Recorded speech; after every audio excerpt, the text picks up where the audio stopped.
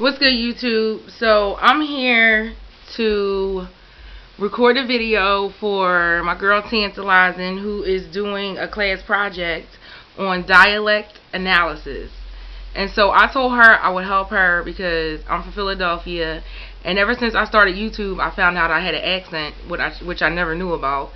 And not only that, like, I'm biracial, so yeah, I always got the whole, I don't know, you talk proper thing or you talk white or whatever, but I'm still a product of my environment. So yeah, she gave me 15 questions that I have to answer, and I'm going to start now.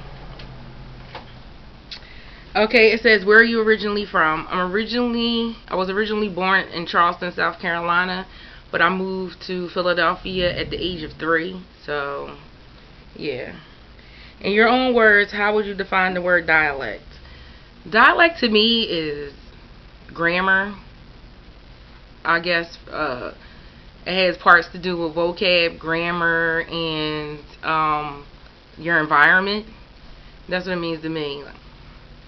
When you hear someone speak, what judgments do you feel confident about making? I think judgments, I think of education. Like when you hear certain people speak, it's either they're educated or uneducated, or you can tell if they're from New York, Baltimore, down south. There's certain accents like that you could tell. The only judgment I pass though is the education. Yeah, because there's certain words in the English vocab that shouldn't be said the way some people say them, but I'm going to leave that alone because I'm not a professor. Okay. Next question is, do you think you have an accent? I don't think so. I don't. I think I talk perfectly normal, but I was told I had an accent, which is weird because I don't hear it. What assumptions do you think people make about you based on the way you speak?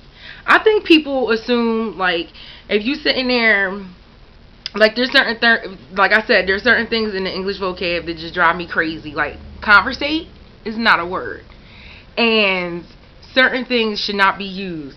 But I think that people think that I'm proper unless I'm in a hood setting or I'm in my environment. Then, I talk like the town folks. But like if I'm in an educational setting or a professional setting, I know how to talk proper. I don't think people assume. When I was younger, people assumed that I was trying to be better than them or talk white, which is not talking white, is being proper to me. And I used to always say that, oh, excuse me for talking proper. Like, if that's white, then let it be. But I don't know if people assume anything. I haven't heard anybody since I was younger. Have you noticed that you pronounce certain words differently than other people? If so, what words? Okay, let me tell you, growing up and when I got married, like, there are certain words. The word wine, to me, is wine. My husband says it, one. So he always makes fun of me about that. And I'm like, when you order Chinese wonton soup, you don't say wonton soup. I was raised that WON was wine. And then the way I say everybody, somebody, nobody. It's hard for me to sit there and nobody, somebody, everybody.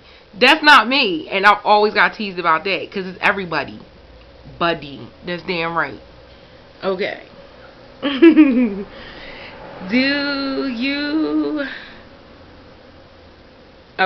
you find yourself altering your speech around different groups of people, friends, family, Of course.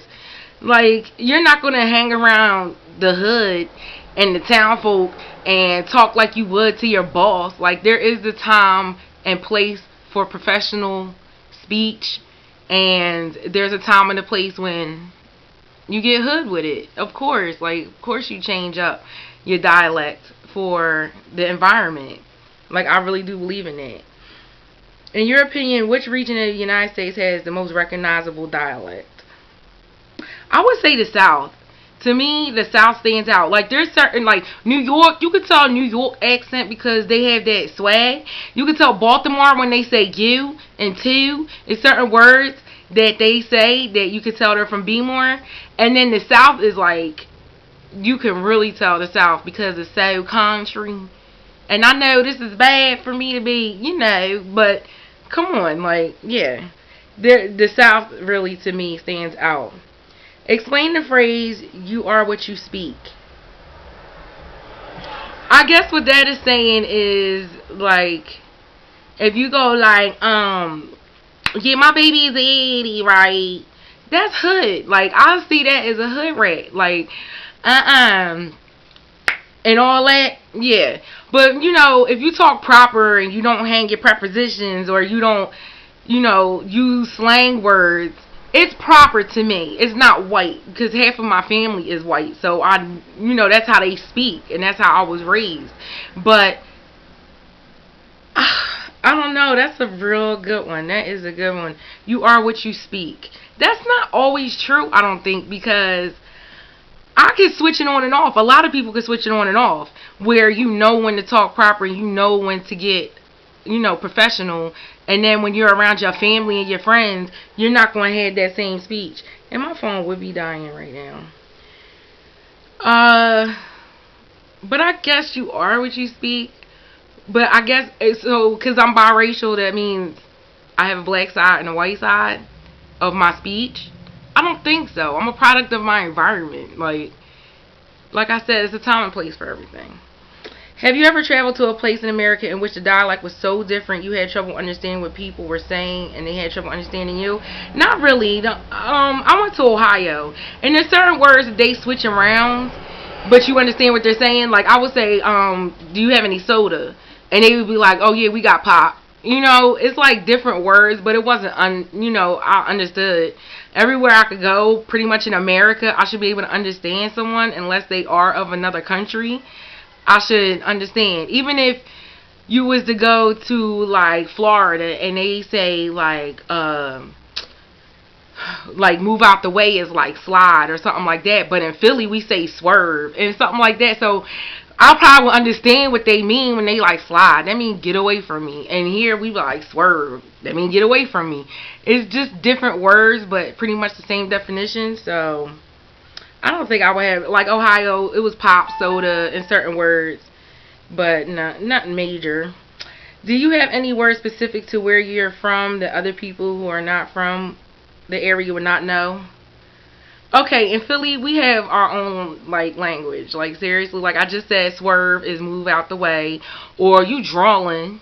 That is like, you're getting on my nerves and you really in the way right now. That's drawing. Or you being so Joe.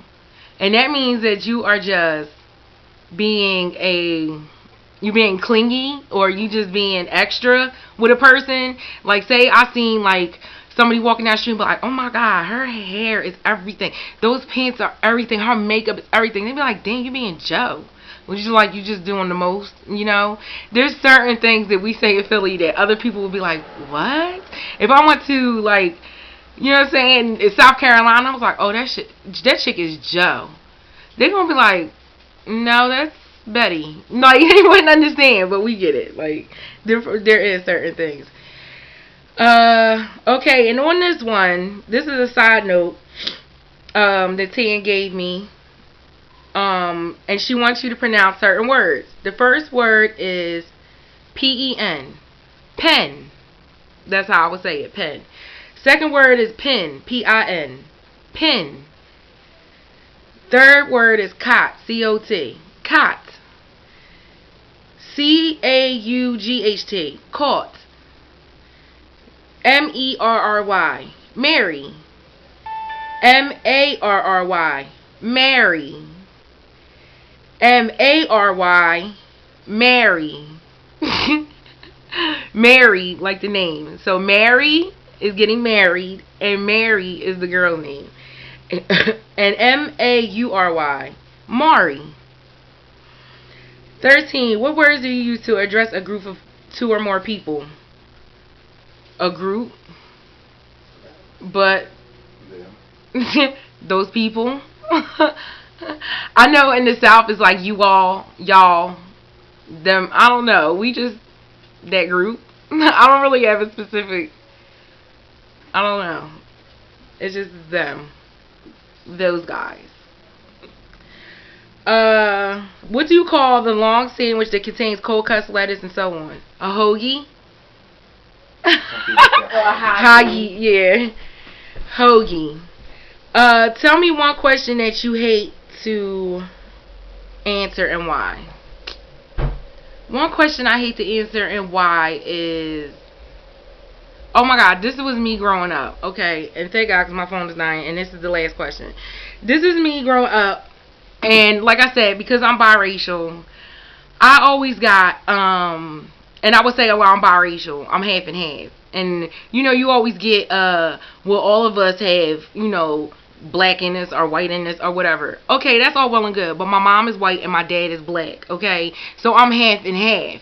Then I got this question growing up all the time.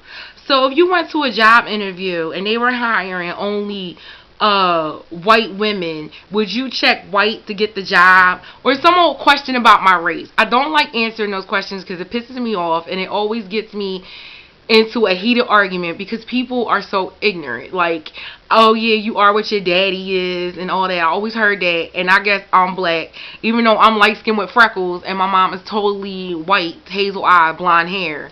I'm not going to deny her, but I really don't like answering questions about race. I don't, because it always gets me into argument because there's always something ignorant people have to say. And the answer is, if I walked into a place that was only hiring a specific color, I wouldn't want to work there.